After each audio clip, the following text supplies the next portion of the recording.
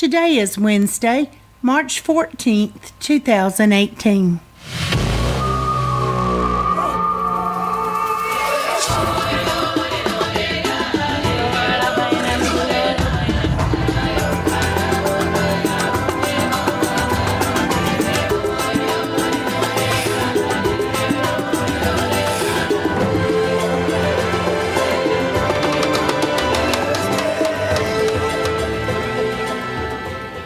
Welcome to the Survivor Fans Podcast. I'm Joanne. And I'm Stacy. And this is our recap of Survivor Ghost Island Week 3. This episode's titled Trust Your Gut, and we get to watch it on Pie Day. Happy Pie Day. And that was said by Kellen on Ghost Island. Happy Pie Day, everyone. 3:14 and Tau time. At Tau time on Pie Day, MIT sends out its notices for those who applied to find out if they were accepted. Tau time is 2 times pi, so 6:28 in this case. Did you fall asleep? Huh? Yeah, okay. Point taken. There's something magical about mathematical constants, but perhaps it's a sleeping spell for you. Yes. Okay, let's talk about Survivor. Previously on Survivor, at the new Malolo, the old Naviti had a 5-4 advantage and Bradley was getting cocky. Check. At the new Naviti, the 4 take out Morgan, a major threat. Very well done. Check. And Morgan wills the legacy advantage to Dominic, who was in desperate need of something else to give him power in the game. Or for him to tell somebody about it. I don't know. Good on him for making a connection strong enough with Morgan that she thought that he would be the person to send it to. Yeah, sure. It had more foundation, I guess, than Jacob's choice. Someone he had seen and imagined and made up a story that looks like a good ally. He could work well with. Yeah. Okay, it's night 9. They're back from tribal council, and Dominic tells them, "Oh, you got me. You got me, Malolo 4." And what happened? Yeah. He wants to know if they're going to explain it. No, they're not going to explain it. Angela is not a happy camper. Sorry, Angela, said Dom and Wendell. She didn't care. Yeah. They both stabbed her in the back. Why would she care about them? So that would have not have been a good feeling. Dominic had the presence of mind to realize their error, and when he's talking with Wendell, he said, "Hey, we made enemies with everyone." Nice. Bonus. And so now early we're in the game. over our heads. Yeah. And so what does he do? I'll tell Wendell about my idol. Time to squeal. Let's share a secret. And their hope is that maybe someone from the old Malolo will break ranks and come over with them. Well, it did seem to perk Wendell up a little bit. Sure. Rescued his spirits. So it had value for that perspective. That's right. So, day 10 at Naviti, Dom finds the legacy advantage in his bag. They have to say, "Go look in your bag." Have you checked your bag today, Dominic? Yeah. Yeah, we went over this when we were talking about Morgan. Yes, so. I need to reverse the curse, he says. Yeah, on script. I can't help but feel like they're giving him some of these lines. Yeah. Some of the stuff Kellen says in this episode seems so forced. I'm sure they say those things over and over, and they're not stupid people. They know they're they pick up on it. Yeah. You know, it's TV. You're supposed to say these things. All you got to do is, when you're a producer and you're talking to one of the castaways, is say, "And what do you think about reverse the curse?" And emphasize it a couple times. Yeah, and they'll take the hint and run with it. Do you think you can reverse the curse? Mm-hmm. Yeah, so Dominic and Kellen, they're both doing a good job with that.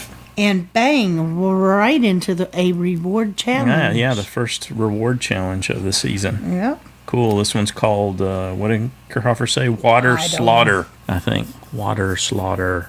If you say it fast enough, it does kind of rhyme. This is a good one. It's a good physical challenge. It's always a good one. I always like this one. Yeah. And Chris returns from Ghost Island and sees, I like that he didn't seem to have any reaction. He didn't show anything on his face like, what the heck happened? Because that would serve no purpose, No, it wouldn't, but it would be kind of hard, I think, to keep that under wraps. But he did a good job. I know. I was watching for some kind of reaction. So Yeah, I noticed Kellen wasn't happy when she saw that Morgan was gone. She definitely had a reaction when they came in and saw that. So, ha ha. Okay, so they got to, it's 2 versus 2, and they have to race out and get a big ring, and then you have to take that ring back to each tribe's respective flagpole for the win. If you touch it, you have a score a hand on point. the ring and a hand on the pole. Always a great reward, peanut butter and jelly with some milk. Oh, yeah. Yep, a lot of good stuff there. Get your quick sugar and get some good fat and some protein in the peanut butter, and it's a big old honking loaf of bread too, so definitely worth playing for there. And then the losing tribe, we find out, so there's a slight variation this week. Yep.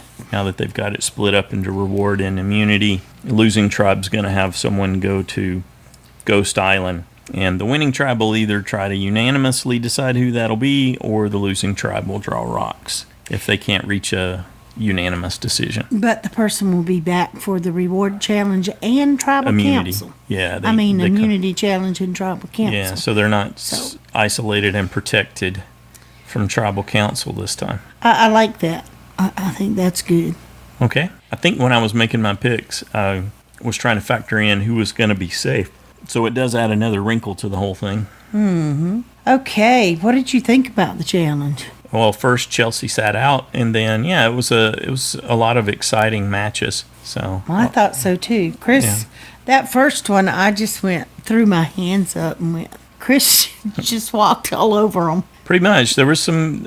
He and Wendell worked gosh. well together. They did some good passes, and then look, from what we got to see, Chris really brought that one home. Yeah, totally. To get the first point for Naviti. And Michael and Brendan, I just said. That was pitiful. I expected more out of that matching, but okay, fine. They seem to move along, and Laurel did really good too. Yeah, yep. So we had Laurel and Angela versus Jenna and Kellen. Well, I would say Angela didn't do much, but since she's the one that got her hand on the post, then you got to give that to her. Yeah. So she did her part, but Laurel did the lion's share. Yeah, for sure. And Dominic and James versus Sebastian and Bradley. Bradley got his hands on. Yep. So Malolo was able to come back and score. So that made it 2-1. And then Laurel went out again. Yep. This time with Libby, and that was versus Desiree and Stephanie. And Libby got her hands on, but it was a good back and forth. Yeah. Yeah. Laurel was carrying them. Yep. She looked like she was carrying them all three there for a while. It did look that way. She did look like the star by the time that point got scored. So, yeah, I would say she was the definite star there. Mm-hmm. And so New Naviti won the peanut butter and jelly, and they can't come up with a unanimous decision to who to send. So Malolo has to draw rocks, and before Kellen draws hers, she announces that this is her biggest fear. And then she ends up having the white rock, which sends her over there, and she tells Jeff, no, it's not a coincidence when he asks. I did this to myself. She tempted the survivor gods. All right, so Naviti gets their PB&J and heads out, and Kellen is going to return before the immunity challenge. And then she tells us in the confessional she really did want to go to Ghost Island. So all that was basically just an act on her part. Though she did say at Ghost Island that that was a fear of hers, to have to go out there and be alone. Yeah, I wrote in my notes at this point, biggest fear, really, this question mark, because you said it, and then you said that you really wanted to go. So what's your fear? I don't know I don't believe her at all, actually. I don't think she can be alone very well. I think she talked about being very social, and I think she's got a lot of stuff she's gone through in the last year. And if she can stay around people, that stuff may not surface as much. But when you're on your own, alone with your thoughts, yeah, perhaps. I thought maybe that's part of what she was afraid would happen. But we didn't see any evidence of that. So actually, we did. She broke down a little bit. She was crying, and of course, it was part of her. Not as much as Chris. Definitely not as much as Chris, but it's not like it's who's keeping score. It definitely had an impact on her. Okay. And she tells us that she had gone through a divorce, she'd gone back to school, got her MBA, and she'd landed into this new job, and it was all about trusting her gut, and that's where we got the title of the show. So that was her big moment certainly with this week's episode, the spotlight was on her and her story. Anything else you want to say about that? What about her choice? I was a little bit surprised by that, but I understand because they were 5-4, and this was an important vote for them to win to keep the numbers. It presumes that they lose, though. True, but I don't think she wanted to. She's not a big risk taker. Well, and maybe she just talked about taking risks and trusting her gut. Yeah, but right? That's why I say that's divorced. That doesn't back to school. Always pan out well, with her. And she talks about all the fear of being alone and going there. And I have this fear. Oh no, I'm confident. Oh no, I'm fearful. Oh no, I'm confident. I really thought she was going to take it. I was surprised when she didn't. I thought she would.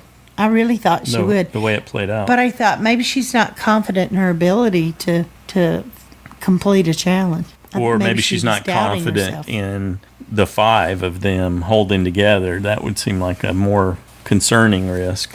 Or that they might turn on her if she lost her vote. Probably more to the bottom line. Okay, well. So it basically Ghost Island fizzled again. Yeah, a little bit. It's like, yeah, I think I'll choose to play the standard way. Okay. Well, they gave them a choice. So no game. Okay, you're on. It's game. And they're like, okay, pass. No, thanks. Yeah. Ooh. Interesting idea. In practice, it's not turning out to be much of anything. So back at Naviti, Chris wants Angela to explain what happened. So she breaks it down for him. Well, and that tells him Dom's after him, too. Right. If they're after Angela, they're after him. Sure. So it's a good read, again. Oh, yeah, and he jumps on that pretty quick by approaching the other 4. Now, all of a sudden, those 4 are the ones in power. Yeah. I like it. Yeah, interesting Even dynamics. Though, they're going to be the failed 4, though, that or the failed 5, I guess. Yeah, I don't know how well they're going to do long term. I'm worried about those 4. Now, Laurel's seems really sharp. They never had Maybe any. She oh, can now you're hold talking about Old Malolo. Yeah. On New Naviti. Yeah, that's who I was talking about all along. Was Laurel and okay. Maybe the girls. I was talking about the original Naviti folks that had shown no solidarity. James is the one though that made the call for Morgan, but I don't know. We'll see if they hang tight. So we get to see Laurel and Dominic have the conversation from next time on Survivor. Yeah, why would she not listen to everybody? She's eager to make a move. So Probst has infected her with the idea of the need for big plays, and so she has a good conversation with Donathan, and they both decide, we don't want Wendell to go. Well, I don't know if Donathan decided that, but she did. Well, they both talked it out, and she asked him first so that he had to show his hand and said that, yeah, he liked Wendell. And then Laurel and Dominic had their talk, and they talked about throwing in together so that they don't lose. Well, the way she framed it was Dominic and Wendell, but she was really concerned about Wendell. So good on you, Wendell. You made enough of an impression that both Donathan and Laurel think you're worth keeping. Yeah. It's somebody they can work with. And Chris doesn't come off well, so no one's interested in keeping him around at this point. Well, you could tell right off Laurel was not open to working with Chris, period. Mm-hmm. Just doesn't like him. He must have been really bossy, in her opinion, at least, because she's really against that. I don't know that she's going to waver there. I thought they might waver because of his strength, but I thought, I don't think so, because they were so against him. Mm-hmm. And everybody but Angela was against him. You look at the reaction that Wendell instills versus the reaction that Chris instills. Exactly. It's quite different. And Dominic shares that he has that idol, and they decide, hey, let's go after Chris. This will work. So, who hasn't, Dominic? Who doesn't know you have an idol, though? Okay, day 12, community challenge. This is a good one, right? The ones... We haven't seen one that I remember in a while where they had to drag one of the crates across the bottom. That's really old school. Yeah, it is. So they have to swim out, climb the cage, and then dive down and open the gate, and then drag this big heavy crate along the bottom. That's tough. And then drag it over some tracks, and the tracks aren't contiguous, so they drag it over one part of the track, and then they have to lasso the next section of the track and pull it over to get to the end of that portion. And then they can crack it open and grab the balls. And they have to balance them up on the two beams like we've seen in the past. Two parallel beams. Well, you and I had both chosen Naviti to lose. Yep. So we were like, oh, yeah, they're this way is going behind. Perfectly. Yeah, Perfect. They're goofing up going. at every stage. Yeah. Michael dove down for Malolo and opened the gate like super quick. We're like, yeah, all right, go Malolo. Got it up to the beach, got it to the track, and who was it, Sebastian? Sebastian lassoed that next section of track that they needed to push the crate over. Got it on his first try. It was like everything was working for New Malolo. They were just jamming. Really good teamwork. Blowing through the challenge, get over there and start throwing the balls up. And trying to get them to balance on the two beams. Right. They were struggling mightily. They couldn't even, once they did finally get the gate open and get the crate up on the beach, they had a hard time getting it on the tracks because it needed to go down in these little tracks to slide, ideally. And then they had a heck of a time lassoing the second section of the track to pull it over. Chris was trying. Everybody's just standing around watching him pull and have the track that he needed to pull over do nothing. And we were thinking it might be possible to get a vote-off point this week. Well, things were still looking good at that point, for sure. Yep. But that didn't last for long. No, what happened when New Naviti got there? Oh, yeah. They just, all of a sudden, Malolo couldn't keep the balls up there. Right. I think it balanced. Was Brendan knocked one of them down. Well, they were all knocking them down. Wendell knocked some down later on. Those two. You know, it was hard to get them all up there without hitting something else. They actually ended up in a 4-4 tie. I know. Then it one got more really to win. exciting. Yeah, even more intense. Yep. I was like, no, Malolo, hurry. And you said, it's not going to happen. No, because actually next time on Survivor had spoiled things. You said that, but I didn't know what you're talking about. Well, you didn't know it till right then. Well, I kind of knew going into the challenge, and we had talked about it before then. Because there were two scenes in Next Time on Survivor. The scene where Laurel talks to Dominic, and then there was the scene, well, three. There's a scene with Stephanie on the beach looking like she was full of despair. And then there was the other one where Steph and Jenna were talking to Brendan and Michael shared that he had an idol. And so we got to see all the desperation on New Naviti. We hadn't seen anything from Malolo. And so going into the challenge, it's like, well, we didn't get to see that prior to the immunity challenge. Therefore, they were having all those scenes because they lost. Oh, is that what you were talking about? I thought those were a red herring. That's what I thought. Oh, no, it's like they usually show both tribes. Could have been. Ideally, they showed those kinds of scenes, who's being targeted on each tribe before the immunity challenge. And you're like, oh, it could be New Naviti. Oh, it could be New Malolo. But I'm watching the challenge, or we go into the challenge, and I think, I guess I know. You were not absorbed into the challenge good enough, because none of that ever entered my mind. Okay. I didn't even know what you were talking about when you said that. I thought, he can tell me later. I'm waiting to see who wins. Do you see why it was annoying? I see now. Yeah. But that wasn't a complete gimme that was going to happen. It wasn't guaranteed, but it was very likely. Like it could be, sometimes they show scenes in Next Time on Survivor that don't actually end up in the episode. Well, like I said, you moved ahead too quickly. Okay. But then Malolo lost.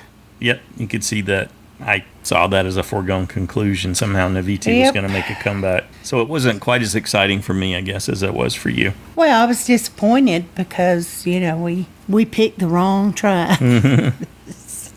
So we knew, okay, well, our possibility to get a vote-off point once again was flew out the window. Yes. Yeah. Kellen is happy. She's thrilled that she saved her vote. She can see now she needs it. And Brad thinks it's just great because they got the numbers, and he's going to play like Rob Mariano or Kim Spradlin. Mm-hmm. And so I liked him even less. Yeah, he's smug and sort of constantly condescending. He just doesn't hide it at all. No, I don't know why. Okay, never mind. I guess some people they don't see that that's not going to win on me any popularity points. You're convinced that you have the advantage, that somehow this game can't turn the game upside down on you the way it did for the old Malolo folks on this tribe. Yeah, it's naive, but I just never thought he knew much about the game to begin with. Stephanie tries to reach out to him, and his response is, well, it's 5-4. We shall see. Could have had a conversation. No. It would have potentially yielded something for him down the road. You should never it's a no cost off. It's a no cost investment. Exactly. Your main risk is that your tribe sees you talking to them, your alliance, and your alliance loses faith in you. There's some risk to that, but he could have had a decent conversation with her without causing people to worry too much, I think. Well, if you kept your alliance together for the afternoon. It did a number on Steph, so she ends up down on the beach writing, as we saw in Next Time on Survivor last week, the word hope in the sand. Tells us she's a single mom. Her fear, unlike Kellen's, of being alone or being on Ghost Island or whatever the heck Kellen's fear was, is that she disappoints and fails her kids. That fear I got. Yeah, that's realistic. Kellen was the one, though, to nail them down and say, no, let's make a decision right now. Let's don't wait. Let's do it now. Get it done. Hey, Purple Chelsea is purple no more. Chelsea was on the map in this episode. Really? I didn't see her. She made the call when they're having their discussion. Really? When the old Navites... I blinked. I missed it. No, she was featured. She even had confessional time. She says, we should take out a guy. They're not going to expect us to take out someone that represents strength, and they won't see it coming. Well, Desi wanted Brendan over Michael, though. Mm-hmm. Yeah, Chelsea thought Michael would be a good target. And Brad tells us Brendan is docile. Mm-hmm. He's like a dad who gives bad pep talks. Okay. Sebastian's got the good sense to be worried that they're targeting strength. Did you get the feeling when Brad said, we're safe as long as we don't do something stupid? Don't you think he meant if y'all don't do something stupid? None of y'all do something stupid. In spite of how he handles himself, no, that didn't. I didn't think that was. Well, really I guess I thought in my that. mind, I think that's what you really mean. Yeah, I get that. You don't think you're going to do anything stupid, but some of them might. So you'll caution them not. Interesting scene there when Michael and Brennan are talking. Michael announces, it's me. They're going to come after me. I guess it could just be coincidence, though, because everyone's going to think that they're the target, right? Yeah. Brendan says, hey, we need to let Steph and Jenna know that we've got that idol. Let's figure out how we're going to manage it. What do you think about this section? This section. What do you mean? Where they have that exchange where Michael and Brendan share with Stephanie and Jenna. And, I liked the plan they put they together. were all on board for one person. Mm-hmm. None of them liked Brad, so they were all on board for getting rid of him. How about the Michael's plan? Michael totally impressed me all the way through. Yep. From here on to Tribal Council, Michael was awesome. Seemed to have it dialed in really well. Well, and I don't know how much the others contributed to his plan, but I don't know. I just thought he handled it pretty awesome.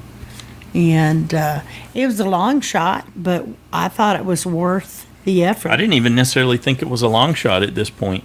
I thought if there's some people... I didn't at this point.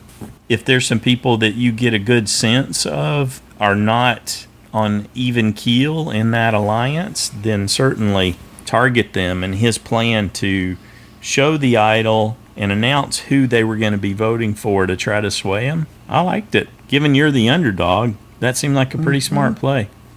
Well, and I was actually surprised that he went after Sebastian and Chelsea as telling them they were the weaker ones. I hadn't really put that together, had you? Well, they haven't shown us enough about the dynamics of that alliance True. for us to know one way or the other. True. So all we have is their assessment, and I guess the four of them agreed that seemed reasonable. given what they had seen and the discussions they had been able to have. Michael's got big plans. He's going to redeem James's idol as they head into tribal council. Okay, now Stephanie's your USB. What did you think of her comment to Brad about Brad did a good job keeping his little alliance together? I thought that was really well said. She knows buttons, and she was out to push. Yes. Yeah. So that was skillful in it. That I don't think it won her anything at all. Well, no, I think she hit her target. The proof though is did it make a difference in the scheme of things? But it certainly evoked a reaction. Yeah, I don't think it had anywhere near as much impact as all the things Michael said, and he was just so calm about it. And he did a great presentation. Really Sebastian started off by saying the 5 Naviti were strong. Desiree says, yes, it's been awkward around camp. They know what the score is. We've got them outnumbered. And that's when Steph said the line about Bradley trying to shut them down. And then Michael brings up the part about Chelsea and Sebastian being on the bottom of their numbers, and him opening it up, telling them who he's going to vote for, Here's what we're and if you want to join us. And he added the extra spin. Hey, this makes 2 people safe because it's James's 2 idols. That was a nice twist. I wonder who came up with that. If he did that on his own, or if some of the other 3 contributed that information, because they weren't talking about that in the beginning, but I thought that was beautiful. I think he did a really good job trying to make them believe it. I don't think they did, but you couldn't be sure. Sebastian said he was concerned. Desiree was worried. Yep, and that's when Michael drops the bomb on him about the idol. And that he's going to play it for 2 of them, but he doesn't tell them which 2. It looked like Chelsea and Sebastian were giving it some thought. I thought he had swayed them going into the vote. Yeah, I thought he had won them over. So I'm wondering what we didn't get to see that made it so they could hold fast. Yeah. Either they misread their alliance about Sebastian and Chelsea being on the bottom, or something else was said that made a stronger case for staying together. Yeah, because even Michael's challenge, play the game you came out here to play. Play your game. Yep. Consider all the options. And I like it, even at one point almost seemed like Kellen, I don't know if she was trying to make a point or if she was questioning to see if it's something she was open to doing, about you 4 are tight. How would anybody ever break into that? And Michael left the door open. Yep. We may not be the strongest 4. So he still extended an offer. Okay, what did you think about how Michael ended up playing the idol? I was a little disappointed because I really wanted him to play it for Brendan, and then Bradley would have gone home. Well, that's given simple. That you knew the outcome. I know, but I thought Brendan had never been a target in any of the discussions. They did good in letting them think they were going to vote one of the girls and keep the tribe strong when they couldn't care less about any of them to keep the tribe strong. It's just about the numbers, and I think now they're going to realize that. So this was the stumble, I guess. That was the stumble. The flaw in the execution that Michael had at this tribal council when he did play up for stuff. But it's reasonable to think that's how those things go a lot, and who knows what else was said. We know we don't get to see everything at tribal councils, which sometimes are 3 hours long. I heard groans like rolling thunder throughout the universe. Okay. Because Why? Bradley didn't go home. Okay. Anyway, that was my dream. I see. Okay, it didn't happen. Yep, so Brendan's out. You lost your USB. I did. His game hasn't impressed me that much. Underwhelmed, so, yeah. Yeah, I'm kind of underwhelmed about that. So it wasn't a huge, oh. So it turned out that the old Naviti folks called their bluff. Yep. No 24 points for me. Nope. That's off the table. And I thought it was funny, and I'm surprised Bradley didn't say something, or maybe he did, that Brendan was still giving him a pep talk, the other 3, as he was leaving. Just keep pressing, you 3. You'll find a way. Yep. And I thought that was cute. So I kind of feel like we really didn't see all that much of him in, the true gameplay. We saw some good gameplay. Yeah, some. Yeah, we were talking about how we had underestimated him and all that. This is just obviously this was a downward arc. This wasn't his time to shine came earlier. Yep. Okay, next on Survivor, Jenna is got her flirt on with Sebastian. And it's working. You go, girl. And he's happy. Yeah. She can stay just as long as she flirts with me. That's day 13 plus. What happened that he's smelling her hair on day 13? I don't know. Did she get some rewards with shampoo? I don't know. Because it just seems odd, right? Something that's natural. Maybe she did a coconut shampoo or something. Okay. Out in the, who knows? Sure. I don't know. We'll find out. Donathan's making inroads with Chris, so there's bonding happening there, as far as Donathan can tell. What did you think about Desiree's impression of a dolphin? Well, it seemed to be working.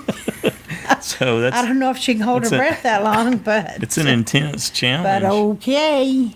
Where they have to hold one, like Desiree's holding on to the rope like a handle, and then a couple of her tribe mates are basically cranking her in. Yeah, pulling the rope in, winding it in, and when she takes off, poof, her head goes under. They've done that before. Oh yeah. We've seen it. It's been a while. This is great because we're getting some of the whole look back and the relics and all that. It's causing them to go back to some of the really good older challenges. Well, so I kept trying to figure out. I thought they would do something after the physical part of the.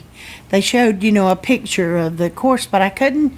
Are you going back to this time's immunity challenge? To the immunity challenge, because we were talking about next time on Survivor. Yeah, I know. Not sure if that's a reward I or had immunity. moved beyond that. Okay, all right. Just making sure we're clear. Yeah.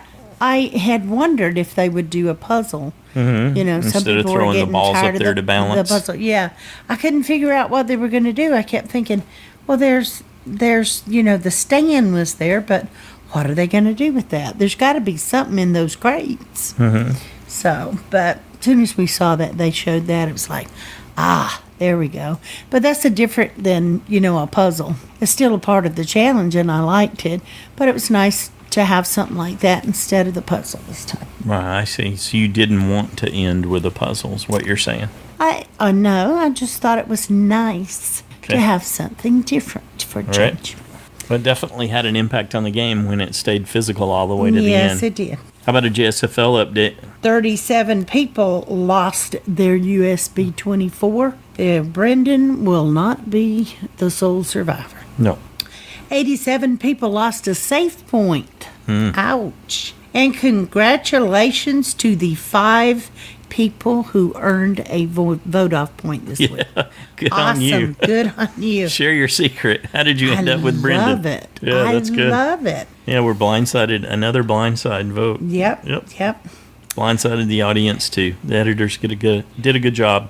And we're now down to 6 people tied for first. In JSFL. Yeah, for the Fantasy League. The side challengers, Brandon's still holding strong in first with 13 points. With 12 points, we have Cold, Mike, James, and Shannon, Jeremiah, Jonathan, Randy, and Stacy. That would be what we call nipping at the heels of the Brandon there. And 11 points, they're nipping at your heels, is Jay Kindred, Kitty Cat, and Parker. All right. It's all a tight game. Looking good. What did you think overall about the episode? I loved it, even though my USB went on. Yeah. I still loved it. See, I thought it was good. There's a testament to how good it was. Yeah. So you like the balance, you like the surprises. We got to see some good aspects. Chelsea's not purple anymore. She's got game. Well, I don't know if I'd go so far as to say that. Well, to be purple, you have to be invisible and you don't get to talk. Well, she's still pretty invisible. She got to, I think you need to go back and rewatch the episode. I guess I will, but... She got featured. Did she speak much at Tribal Council? Not much. Not a whole lot, but she definitely spoke at Tribal Council. I know. They showed her. Because Michael was making a pitch to her and That's Sebastian. Why I say they showed her. So she talked at Tribal. She had a confessional. She's the one that targeted Michael initially. Pretty quiet. Well, okay. Yeah. Anyway, I loved all that Michael did. It really made Tribal Council awesome for me, even though my USB 24 went home. What's your assessment Of? the use of the idol? Did he break the curse? No. So, still cursed, James. I like Michael's announced version of it better, that it would protect two people. Oh, yeah. It would have worked. It would have liked it better if he had that, Probst's right? probably sitting over there thinking, dang, I wish we'd done that. Yeah, probably get that in one of the Dalton Ross interviews tomorrow or something. So, But I loved it. I thought that was just awesome, and it made it exciting. I didn't really even think it would work, though I kind of hoped it would. Mm-hmm. And I was, a little bit intense and excited, waiting to see, because I just really wanted Bradley to get popped. yeah, he wanted to wipe that smug smile off his face. Well, they kind of set it up that way. The edit was really good that way, because they kept showing him saying these little annoying, arrogant things. And that's when you just love to see that person get popped. Yep. Is when they're being very arrogant. And I thought, oh, come on, give it to us. Give it to us. So in spite of not seeing him get his comeuppance, you still enjoyed the episode? I still enjoyed it, because it was... Me too. It was intense. Yeah, it was a good episode, and I liked the drama of the challenges, and I like how Tribal played out. It's all good. Good, solid Survivor. It delivered for me. All right, that's our assessment. We're looking forward to hearing from you in the listener feedback show on Saturday. That's when we turn the reins of the show over to you, the other super fans around the world. Get your thoughts. Joanne and I have laid out the big picture. We've done the recap. You don't have to burn any of your precious 3 minutes on recap. We got that for you. So now it's your reaction to what you saw, maybe some insights from your life experience, how you saw something a little differently than Joanne or I did, and then some predictions for what we can expect. Who's going next? Help. What we can expect next. We're looking forward to hearing from you. We've got several ways for you to share your thoughts. There's a voicemail line, 206-350-1547. There's a toll-free version of the number if you need it, 844-643-8737. That's like a really quick and easy way to get it in, and we get to hear from you directly. You can record it yourself. That's how you get the best quality, so you can record it on your phone or your PC, however you want to do it, and send it to our email, joanneandstacyshow@gmail.com. If you're not comfortable having your voice on the show, we got you covered that way too. Send in your thoughts in an email, and either Joanne or I'll read it into the show for you. Okay, let's do it. Malolo loses. Who goes? Who goes on Malolo? Michael. Yeah. That's my pick. Naviti. Who goes on Naviti? Chris. Yeah, we're sticking with Chris. It's hard to get away from him right now. So we know that that's probably going to be completely wrong. Then, yeah. Because we have not been right yet. We're looking forward to hearing your thoughts for the reason Joanne listed. Yeah. Help us think about things a different way. So we need that in noon Pacific time on Saturday. Keep your feedback, whether you're recording it yourself or it's written, in that 3-minute range for the best overall experience in the Listener Feedback Show podcast. Anything else you'd like to add? Nope, I'm good. Have a good one. Good night, everybody.